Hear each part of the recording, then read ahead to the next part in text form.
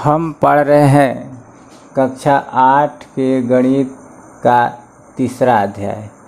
इस अध्याय के प्रश्नावली 3.2 में छठवां सवाल है। छठवां में 2 सवाल है, ए और बी। ए में सवाल कहता है किसी समबाहुभुज में कम से कम कितने अंश का अंतःकोण संभव है और क्यों। तो एक सूत्र होता है, किसी भी बहुभुज में अंतःकोणों का योग बराबर n-2 गुणे 180, जहाँ n बराबर भुजाएं, n मतलब भुजाओं की संख्या। बहुभुज स्टार्ट होता है त्रिभुज से, त्रिभुज, चतुर्भुज, पंचभुज, षटभुज, अष्टभुज, सप्तभुज, अनेकों भुजा वाला होता है। कम से कम त्रिभुज से शुरू होता है। तो हम त्रिभुज को पहले हम देखते हैं। तो त्रिभुज में भुजाओं की संख्या n का मतलब भुजाओं की संख्या, तो n के जगह पर हम 3 लिखेंगे, 3-2 गुणे 180। 3 में से 2 घटेगा तो हो जाएगा 1 गुणे 180 बराबर 180 होगा।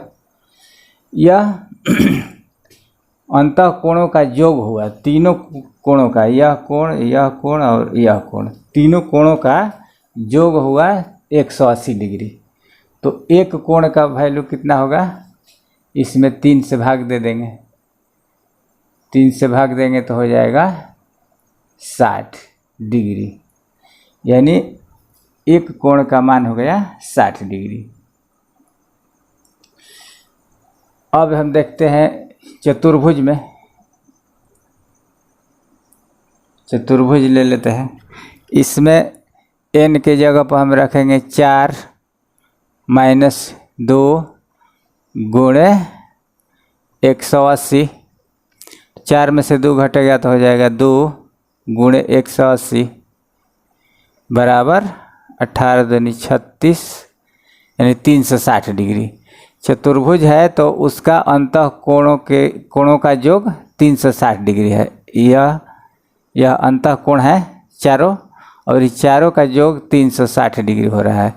तो इसमें हम यदि 4 भुजा है तो 4 से भाग दे देंगे तो एक कोण का मान निकल जाएगा। 4 से भाग देंगे तो हो जाएगा 90 डिग्री, यानी एक कोण का मान 90 डिग्री हो रहा है। तो इसका एक कोण का मान हो रहा है 60, इसका चतुर्भुज का एक कोण का मान हो रहा है 90। 60 से 90 अधिक है। यहाँ पर पूछ रहा है कम से कम कितने अंश का अंतःकोण संभव है कोई भी समबाहुभुज में। तो सबसे कम से कम यह त्रिभुज में हो रहा है और इसका मान हो रहा है 60 डिग्री, यानी कम से कम कितने अंश का अंतःकोण संभव है, तो 60 डिग्री का। तो यही आंसर हो जाएगा 60 डिग्री आंसर। और इसके बाद पंचभुज होगा, षटभुज होगा, सप्तभुज होगा, अष्टभुज, जितना भी अधिक भुजा वाला बहुभुज होगा उस सब का कोण का मान बढ़ता जाएगा। त्रिभुज में 60 है, चतुर्भुज में 90 है, तो पंचभुज में और अधिक होगा, 108 हो जाएगा। उसी तरह से षटभुज में होगा, बढ़ता जाएगा। कम से कम जो होगा अंतःकोण वह यही होगा त्रिभुज में, और वह होगा 60 डिग्री, यानी 60 डिग्री आंसर। अब हम आते हैं बी में।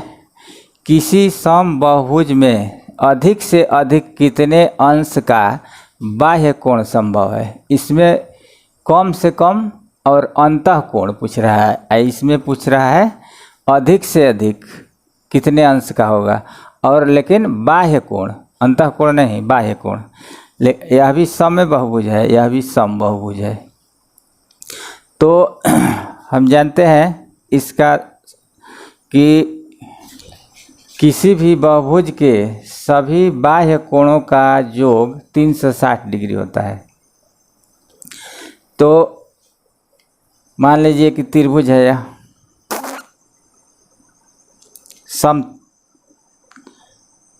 समबाहु त्रिभुज है, यानी समबहुभुज है। सबसे छोटा कम भुजा वाला बहुभुज त्रिभुज होता है, और यह समबहुभुज है।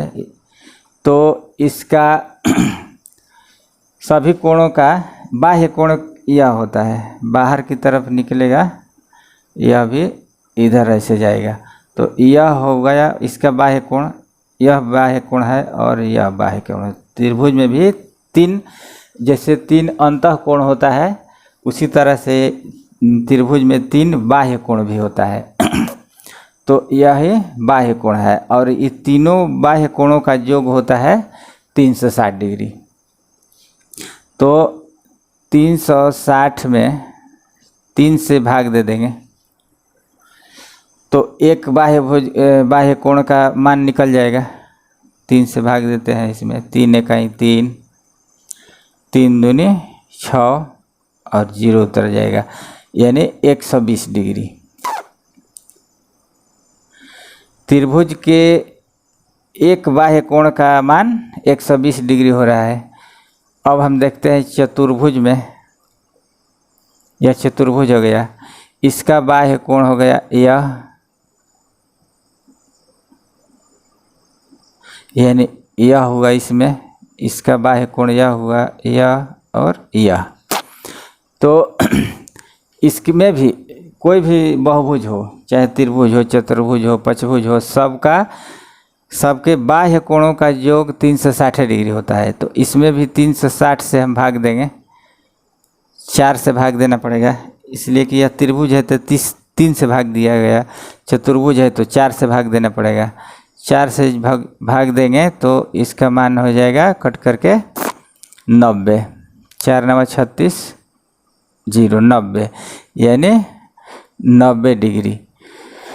तो इस तरह से हम देखते हैं कि इसका मान आया 120 डिग्री, चतुर्भुज का आया 90 डिग्री, कम होता गया हो रहा है। ये इसका सबसे ज़्यादा है, अधिक से अधिक कितने अंश का बाह्य कोण संभव है, तो यही है 120 डिग्री। क्योंकि जितना ही ज़्यादा भुजा वाला बहुभुज होगा उसका बाह्य कोणों का जो बाह्य कोण का मान घटता जाएगा। त्रिभुज में 120 है, चतुर्भुज में 90 है, पंचभुज में और कम हो जाएगा, यानी अधिक से अधिक कितने अंश का बाह्य कोण है, तो 120 डिग्री का। यही आंसर हो जाएगा, 120 डिग्री आंसर।